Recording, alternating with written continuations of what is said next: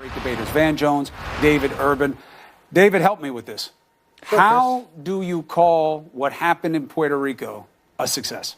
Chris, so look, you're a facts-first guy. You got the board up there, and I know facts matter to you. So let's look at the facts, right? So initially, whether it's 64 or 3,000 deaths, too many, right? It's too many. It's tragic. It's a disaster on a scale that no one should have to endure.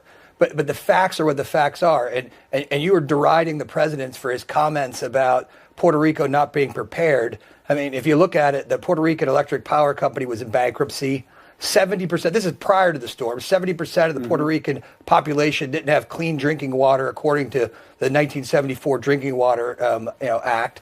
80%, you talked about the president lying and saying that they weren't around. 80,000 Puerto Ricans were without power before Maria hit because of Irma, which had hit right before that. So with the president saying it was an unmitigated success, look, there's no way to say disaster response is going to be a success. It's a disaster. You're responding to it. You're trying to mitigate this disaster. And so what they did, the responders got there as quick as they could. They went 80%. Chris, listen, 80%. I talked to, you want to talk facts first again, Chris? Yeah. One of my college roommates was on the ground there and is a Democrat, Chris. Good for him. He's a female, a very senior emergency management guy. When you get there, 80% of the telephone poles knocked down, ports closed, airports closed. So how did they prepare for that? Chris, they had three. Listen, Chris, Dave, three consecutive. No, listen, you're a smart guy. Dave, three consecutive none of this major was hurricanes. new. What I really wanted to hear from you is the president Chris. shouldn't have called it an unsung success. Chris, I said that, Chris. I said it.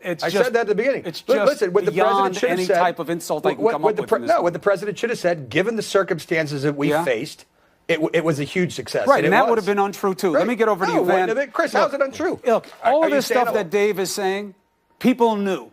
They knew the vulnerabilities. It's a territory of America, okay? It's not some place far away that we only see on TV. Are you insinuating? You're doing a disservice, Chris, to the brave men and women. Oh, here we go. Here's the part of you're insulting people if you say that the response stunk. Then that's what I'm doing. Because I was there, and everybody knows that they weren't ready for it, Dave. No, look, don't be cheap about this. We had more death than we've had in a generation. Okay? And it happened because the place was vulnerable. We didn't take care of those vulnerabilities. We didn't preload. And then once it happened, we didn't get there. And then the government went into a denial mode, and that delayed things even worse. And he wound up compromising people on the ground. Chris, and shame on you for ignoring the facts, Chris. You know the facts. Van, let me bring you in. You know the facts, Chris. I do know the facts. Van, please.